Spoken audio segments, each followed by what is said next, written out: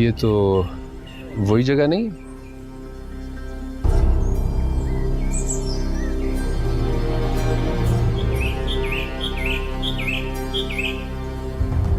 वही जगह है।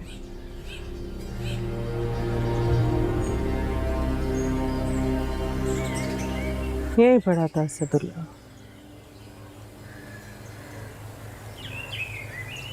कटी फसल की तरह। आज मुझे काटने का इरादा है? मैं मस्तानी की तरह जालिम, तुम्हारी तरह पागल नहीं।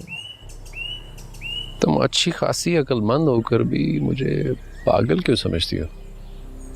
जो तुमने किया वो कोई ठीक आदमी कर सकता है क्या?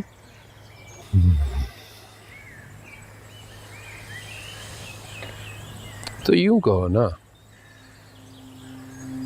मुझे गलत आदमी कहो, पागल ना कहो।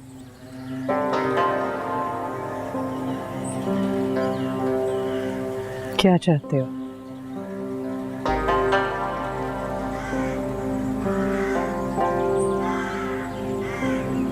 इंतकाम मुझसे? हाजी मरजान से। तो जाके उसकी गर्दन पकड़ो ना। मेरे दरवाजे पर क्यों आ गए?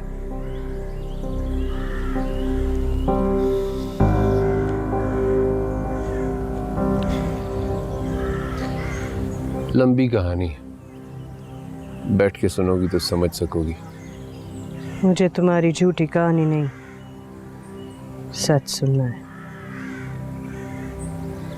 सच अक्सर कहानी निकलता है खाला, मगर हर कहानी से हमेशा सच बाहर आता है। और इस कहानी का सच हाजी मरजान तक जाता है। अभी न लगे तो सब्जली को हलाल कर देना हेलमन। यही करेंगे हकीम साहब। हकीम साहब आओ बैठो, चाय पीते हैं। नहीं, हाजी से मिलना है। कितना बूढ़ा हो गया हूं मैं। तुम्हारे हुजरे तक आने में 1 घंटा लग गया। अरे तुमने क्यों तकलीफ की? पैगाम दे दिया होता मैं खुद आ जाता मिलने के लिए। काम मेरा है तो मेरा आना बनता है।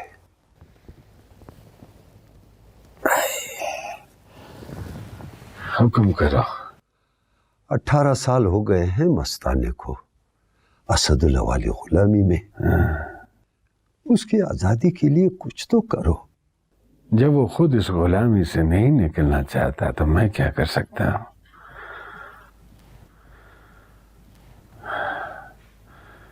उस दिन जरगे में इतनी गैरत ना दिखाता तो आज तुमको ये दिन ना देखना पड़ता। असदुल्ला की घरवाली तुम्हारे खानदान की है, तुम्हारी बहन की जगह पर है। तुम अगर उससे बात करो तो वो माफ भी कर दे शायद। उसे बताओ कि मैं बीमार हूं, किसी वक्त भी मर सकता हूं। बेटा सर पर होगा तो सुकून से मर सकूंगा। मेरी चिता को आग तेल तो दिखा सकेगा वो। तेल तो खत्म हो गया इल्मत, और अभी आखिरी बंदूक की सफाई बाकी। अंदर बोतल पड़ी है ग्रीस के डब्बे के साथ। कौन सी जगह? गोदाम में। कौन से गोदाम? जब तुम्हें कोई काम नहीं करना होता तो इसी तरह सवाल करना शुरू कर देते। मरजान खान, इंसान ही इंसान के काम आता है। कल मैं तुम्हारे काम आया, आज तुम भी आ जाओ तो हमारा हिसाब बराबर हो जाएगा। तुम्हारा कोई हिसाब नहीं रहता है मुझ पर। तुम्हारी दोस्ती में मस्तान के हक में फैसला देकर हिसाब बराबर कर दिया था मैंने। नसरुल्लाह खान वाला हिसाब बाकी है। नसरुल्लाह वाला कौन सा हिसाब? तुम्हारी याददाश्त इतनी भी कमजोर नहीं है हाजी। तुमने कुत्ता नहीं, नसरुल्लाह मारा था मेरे जहर से।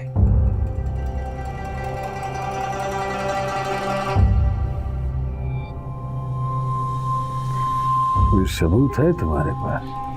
बस करो हाजी, मैंने भी दुनिया देखी है और मरे हुए नसरुल्लाह को भी देखा है। क्या देखा है तुमने? मैं उस दिन बांडा ताऊस खान में था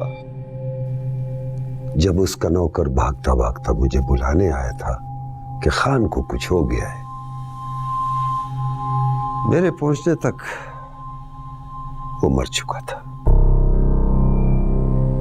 आज भी उसका नीला चेहरा, उसकी फूली हुई लाश याद है मुझे। जब मैंने उस लाश के सूजे हुए पांव में सुई मारी तो काले स्याह खून का एक फुवारा निकला था। उसका खून जल गया था। खून जलाना मेरे जहर की तासीर थी।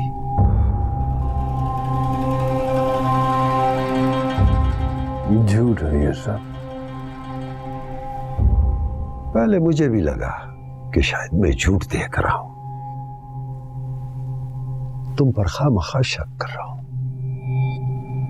लेकिन जब देखा कि नसरुल्लाह की घरवाली की इद्दत पूरी होने के एक दिन बाद ही तुमने उससे निकाह कर लिया, मैं सब समझ गया।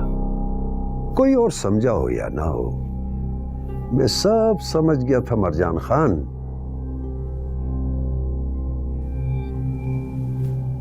कुत्ते का कहकर बंदा मार दिया।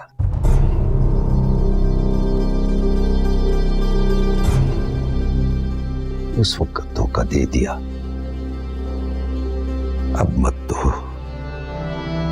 पुराने ताल्लुक का कुछ तो ख्याल करो। बात करो जरगुना से, मेरे मस्ताने को माफी दिला दे। तुझे तेरे खुदा और रसूल का वास्ता।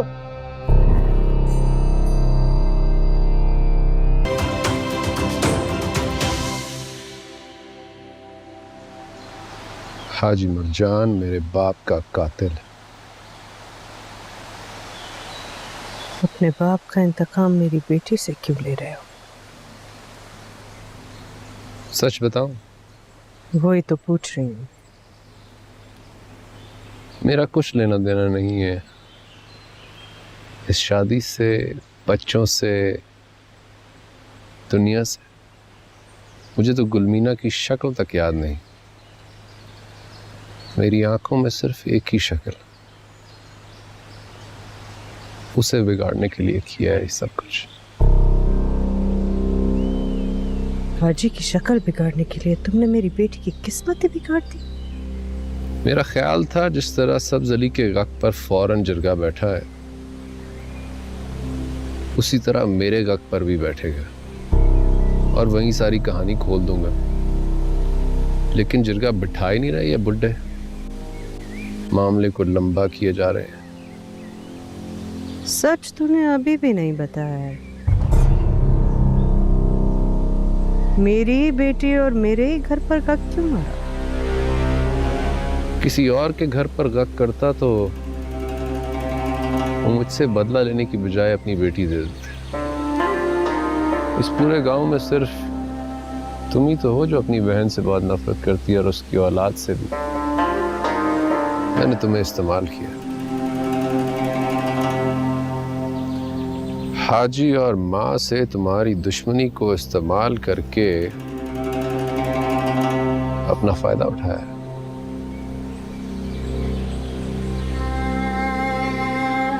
बहुत गलत इस्तेमाल किया है तूने हिलमंद,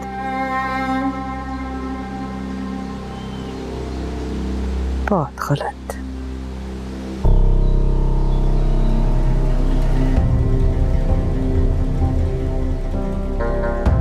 अल्लाह जाने तेरी ये जहर वाली कहानी सच्ची है या तेरे किसी नशे की पैदावार है।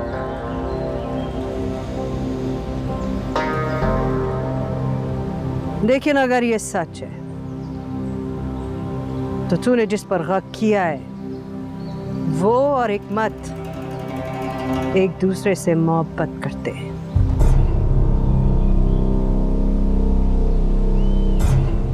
तूने हम सबको तबाही का मुंह दिखा दिया है हिकमत।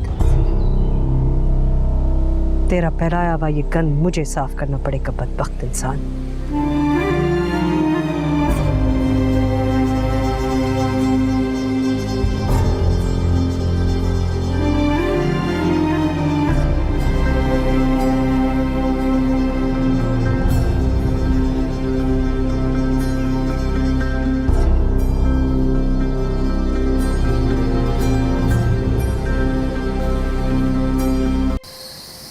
बादाम गोल, बादाम गोल, आया बीबी, आया।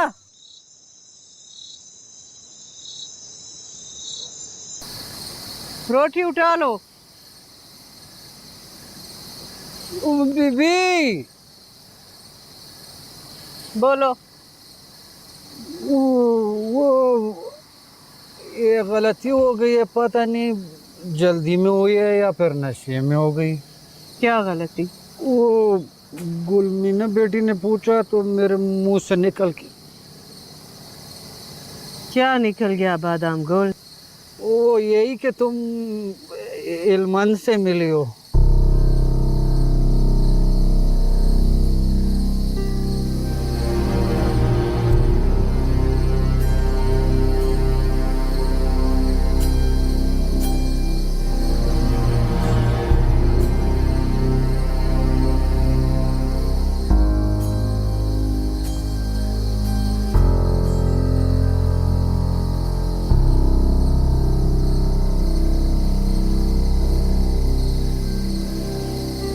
क्या कह रहा था? क्या कहना है? कोई पागलों जैसी बातें कर रहा था जिसके लिए पूरे गांव में बदनाम है। तुमने क्या कहा? मैं उसे कुछ कहने नहीं, उस बदबख्त से पूछने गई थी कि क्यों किया उसने ये कारनामा। ये तो जिरगे वालों का काम है ना। उस पर जिरगा बिठाने के बजाय तुम उसे सवाल जवाब करने पहुंच गई। घर का मामला है, आपस में बातचीत कर लें तो बेहतर है। कौन सा घर? सांगा खाला तुम्हें सफेद कपड़े पे काला दाग लगती है। हाजी मरजान को अबू जहल और अबू लहब से मिलाती हो। हिकमत को देखती तुम्हारे सारे जिस्म में आग लग जाती है। जिनसे बात करनी है उनसे बात नहीं करती हो और उससे जाके बातचीत करने पहुंच गई हो जिसने मुझे पूरे गांव में बदनाम करके रखा हुआ है। गुस्सा क्यों कर रहे हो? ये मामला गुस्से से नहीं, अक्ल से हल होंगे।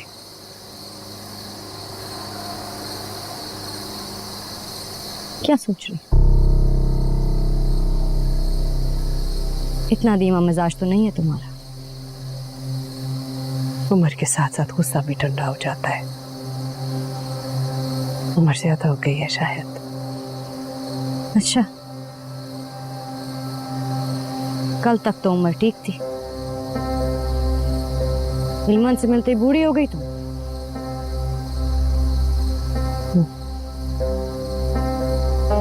हो गई।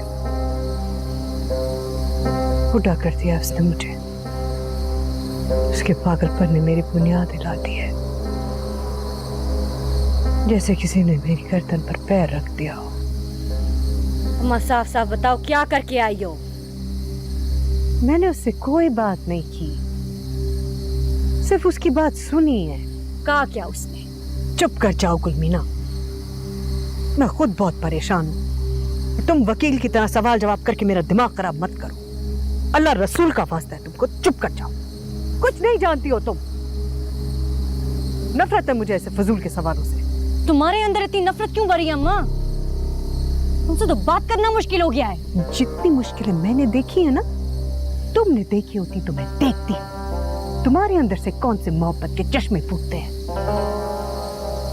तुम्हारा भाई 6 महीने का था यहाँ, वहां खेत में असदुल्ला गिरा, उसकी लाश देखकर मैं गिरी, फिर वो भी गिर गया। मेरे कांधों पे एक नहीं 2 लाशों का बोझ है, और तुम मुझसे पूछती हो कि मेरे अंदर इतनी नफरत क्यों है। मेरी बहन जिसने सारी जिंदगी मेरा साथ नहीं दिया, उसका एक बेटा तुम्हारा आशिक है और दूसरा तुम्हारी इज्जत का कातिल।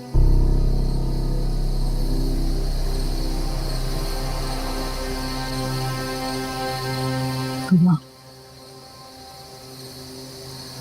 सब कुछ भूल के आगे बढ़ सकते हैं। सब कुछ भूल कर आगे बढ़ने का तरीका तुम ही बता दो, क्योंकि मैं सब कुछ भूलना चाहती हूँ। अगर अभी भी सब कुछ भूली नहीं तो मरजान के खानदान पे वो तबाही आएगी कि उसका कोई नाम भी नहीं लेगा। अम्मा, अल्लाह के लिए सबको माफ कर दे। जिसने तुम्हारे साथ बुरा किया सबको माफ कर दो। हाजी मरजान को, जरसांगा खाला को, मस्तान को, सबको आजाद कर दो। अपने आप को आजाद कर दो। इन सब का इंसाफ अल्लाह पे छोड़ दो ना। ठीक है, फिर तुम भी इल्मंद का इंसाफ अल्लाह पर छोड़ दो, बन जाओ उसकी बीवी, माफ कर दो उसका हक,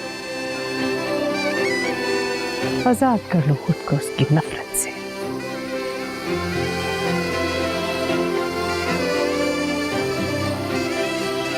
कर सकोगी।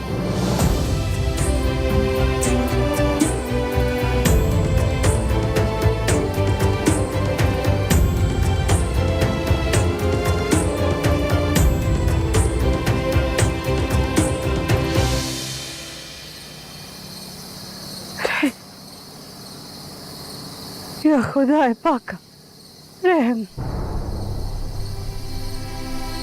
इल्मंद का ये पागलपन किसी के तन पर कपड़े नहीं रहने देगा। सबके पर्दे रख मेरे मालिक।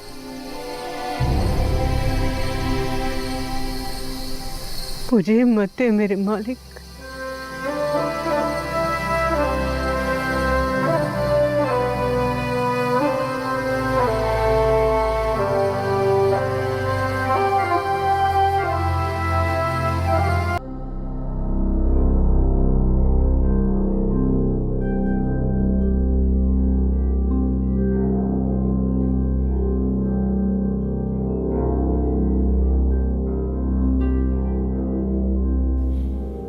जब से लाला ने गक किया है तुम बिल्कुल ठंडी हो गई हो माँ। सारा दिन या तो बिस्तर पर पड़ी सोती रहती हो या ये मुसल्ले पर बैठ के रोती रहती हो। तुम बदल गई हो माँ। तुम वो रही नहीं जो पहले थी। कैसी थी? गैरतमंद थी। गुलमीना भी एक औरत है, वो भी इसलिए पैदा नहीं हुई कि उस पर गक किया जाए। लाला भी तो ताकत के जोर से उसको जबरदस्ती अपनी इज्जत बनाना चाहता है।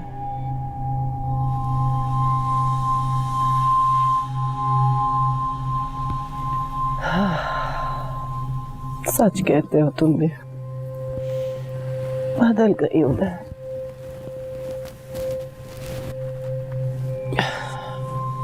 पता नहीं पहले गैरतमंद थी या नहीं थी,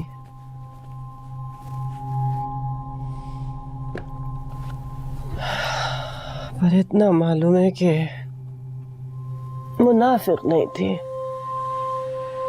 पर अब मुनाफिक भी हो गई हूँ।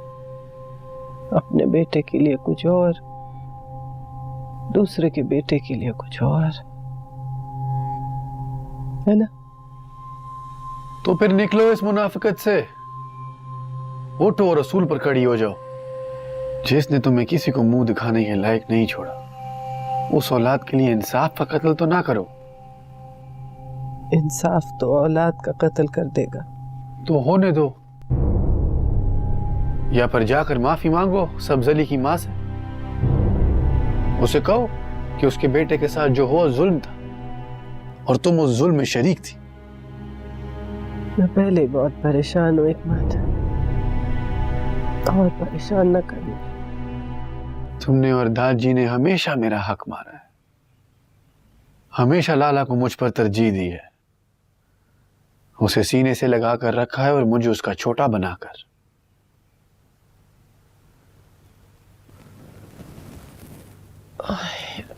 बस चुप कर जा हिकमत। क्या हो गया तुझे? पागल हो गया हूं। अपनों की मुनाफिकत ने मुझे पागल कर दिया है। चाहे वो सगी माँ हो या सौतेला भाई, सब अपना फायदा देख रहे हैं। मेरी तो कोई सुनता ही नहीं।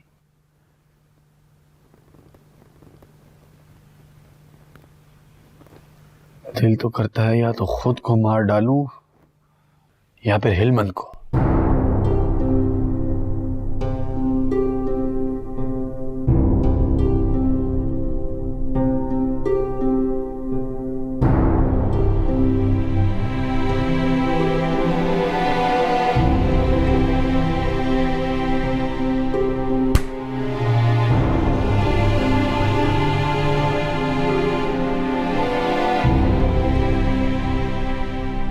मैं क्या कहूं अम्मा,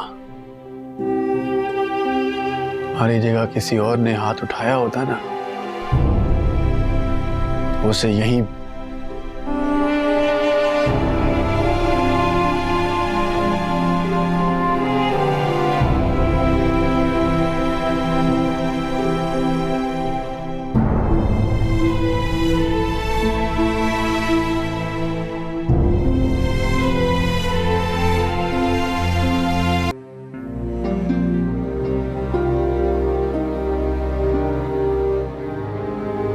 अलिफ लैला की कहानी में तुम्हारी ही तस्वीर लगे।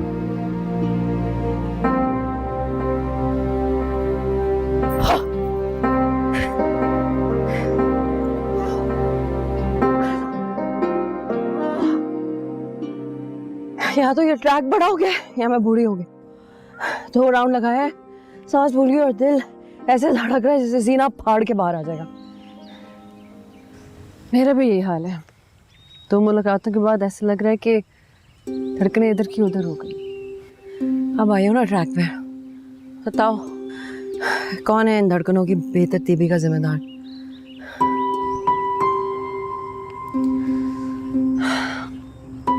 वही जिसने एक लड़की की चादर पे हाथ डाला और दूसरी लड़की पे इज्जत की चादर।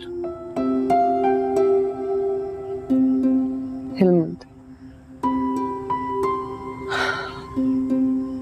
वो ना वो शक्ल से 2 नंबर आदमी लगता है, ना ही बातों से, लेकिन पता नहीं क्यों उसने हक किया। अगर उसने तुम्हें पहले देख लिया होता ना तो शायद ये कभी ना करता। मुझसे मिलने के बाद ही तो ये कारनामा किया उसने। मैं थोड़ी सी कंफ्यूज हो रही हूँ बस। मोहब्बत है ही कंफ्यूजिंग। मोहब्बत नहीं, हिलमंद की बातें वो कंफ्यूजिंग है। मुझे लगता है कि उसने जो कुछ किया उसके पीछे कोई कहानी है।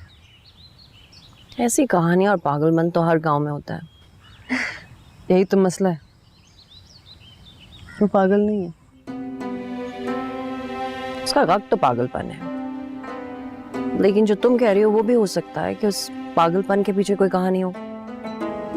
मुझे भी ये लगता है। There is a method in his madness, and there's something rotten in La Spira. तो यह मतलब है अब दोबारा जाना है हिलमंद के पीछे। हिलमंद की मैडनेस में छुपे